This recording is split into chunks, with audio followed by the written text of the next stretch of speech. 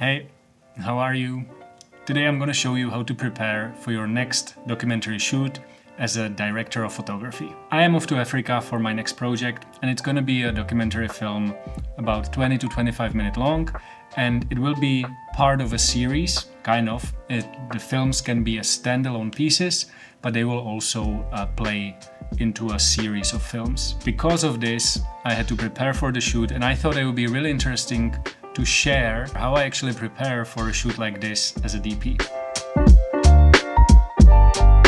So what I'm gonna go over is mostly pre-production, and we're gonna divide it in a few different parts, but this is not really about preparing the gear or batteries, but it's more about preparing the visual language and making sure that when you get onto the location and you're gonna start shooting the documentary, you have certain guidelines and you know exactly what you're doing. Now, as it is with documentary, there's a certain limit to how much you can prepare, but it's always better to be prepared rather than showing up on the shoot, whether that's international or local, and then shooting in a way where there's no coherence to it.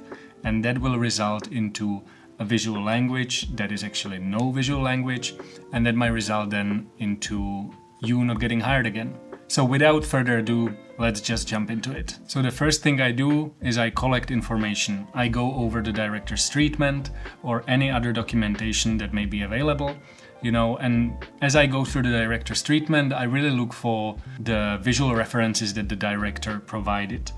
And based on that, I'll start making notes. I keep all of my notes in Milanote because I just love that software, and this is not a sponsored video, but I literally been using it for the past 2 years, and it's my favorite software for filmmaking or for production. So I have these Milanote boards that I use, and as you can see, here I have some basic information about the project, and I always upload the director's treatment here. So I have access to it, and then I will share the access to this board with the director and with the producer as well. Now, as I go through the director's treatment, I really try to get the idea of what is the vision of the director when it comes to the language, when it comes to the visual language. And based on the references that he provides, I will start asking questions.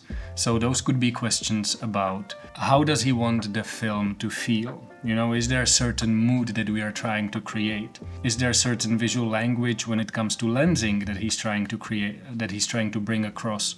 Or is this something that I would be deciding on? And so on and so forth. And as I go through the director's treatment, I write down notes and I really try to ask questions, because there might be things in the director's treatment, or there might be references in the director's treatment, and based on the knowledge I have about the project, I can already say, okay, this looks like we will have to do a lot of dynamic movements. This is what the director is asking in the treatment, but how are we actually going to do it when we're filming a documentary? Does it mean that we actually need to bring a Ronin, or does it mean that we're going to shoot handheld? Does it mean that we're going to use sticks for certain shots? And so on. So the first phase is really about asking questions, writing down notes. That basically precedes the creative part. And then I just check with the director that we are both on the same page. Now, as I'll get these questions answered, I move into the step 2, which is basically about the creative. And this is where I'll start developing on the mood board that the director has provided. Again, I used Milanote for it. As you can see here, this is the original mood board that the director provided. And then I basically went into Milanote and I started grabbing some other examples, either from the library that I have or from Vimeo, Frameset, and other apps that you can use to collect images from other people's work. I create a color palette that I believe we will be using with this project, and then I'll always think about the different aspects of the film, of the documentary film, and how are we going to film those. And these could be, establishing shots, especially if the film is happening in a location and the location is very important for the story of the film.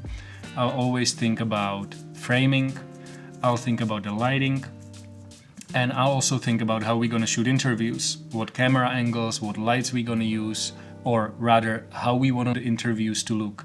And all of these decisions are basically driven by what you and the director wants to say with the film. What mood you want to create, what tone, how do you want to make the viewer feel, rather than making your decisions based on how you want to make the film look, for example. So I think that the cinematography should always serve the story and not the other way around. In this particular case, we, for example, know that there's going to be certain rituals that we're going to be filming. And so we've also created a visual look for the rituals. This is a guideline, obviously, but this is how we would want to capture them if we can. So as you can see, there's certain images. We know we're going to be capturing multiple people in a frame. So there's some photographic inspirations for compositions. And when I'm finishing creating this, I'll go over it with the director, so he can also give me feedback on what he thinks that is aligned with his vision, and maybe what he thinks that it's not really necessary or he doesn't want to use it. And so yeah, step 2 is really about asking why are we doing this in a certain way, and then figuring out what's the mood, what's the tone, that will then drive the lighting, that will drive the lenses, that will drive the camera movement.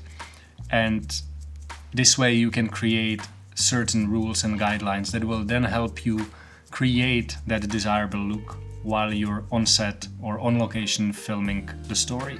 Now, apart from this creative step, there's also a technical step of the pre-production that is very important. And this is where we're gonna talk technical stuff. So what I'm trying to figure out here is what aspect ratio are we shooting, what camera are we using, what resolution, what frame rates, then also the lenses, which are again driven by the look that we want to create, how many batteries are we gonna need, how many media are we gonna need. And so these are all important questions that you also need to answer as a DP, because you are responsible, you are the camera department, and on documentaries it's usually just you. You might have an assistant, but this is your role. So within this board, I have the information that I need to answer. And then I also have a file size calculator, which basically helps me estimate how much media we're gonna need for backup and to record. When it comes to technical, I also go into locations, and I will have a look at the locations that we're gonna be filming in, if I can. And with this, I use Google Earth, so I can go into Google Earth and I can really have a look at the location in 3D. This can help me understand the environment, the disposition, if there's any mountains around, and so on and so forth. Apart from that, I'll also write down when is the sunrise and sunset, so we know when is the time that we need to shoot the most. For example, I know we're gonna be filming in these mud huts, and as you can see, there's almost no windows. And from the photos that you can see here, there's very little light. So we have to accept this challenge, and we have to try to think about how can we tackle it with the tools or with the resources that we have. Because it is a documentary, so there's no way we can build lighting setups inside these huts, but rather maybe we have to accept a certain amount of darkness and high contrast image when we are filming within these huts. Now, after taking care of the creative and of technical, there's 2 more steps that I do.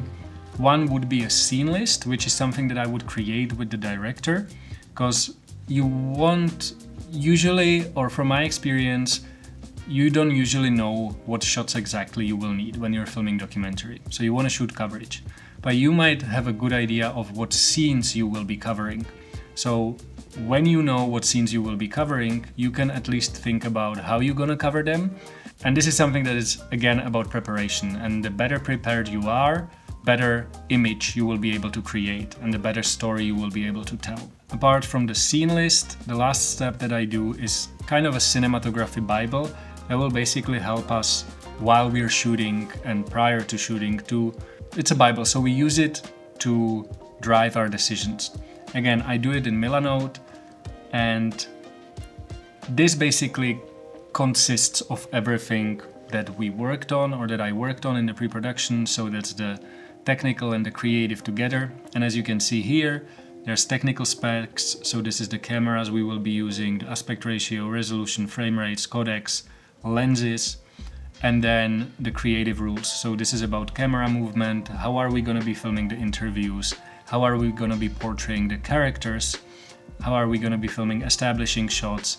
And how are we going to be doing the scene coverage? Then we have the color palette, we have the look and feel, which is something that the director wrote. And then we have these rules, again, the creative rules that we came up with, together with some compositions that I like and that I think we could try to implement while filming. You see here we have rituals and group shots. Again, the shots that me and the director likes. We have portraits and taquientas, those are the huts. So you can see that inside the huts it's going to be very dark, and we've decided for this chiaroscuro approach. Then we have the interviews, so lighting, framing, A cam, B cam, C cam. We've decided to go for a little more interesting angle with the B cam.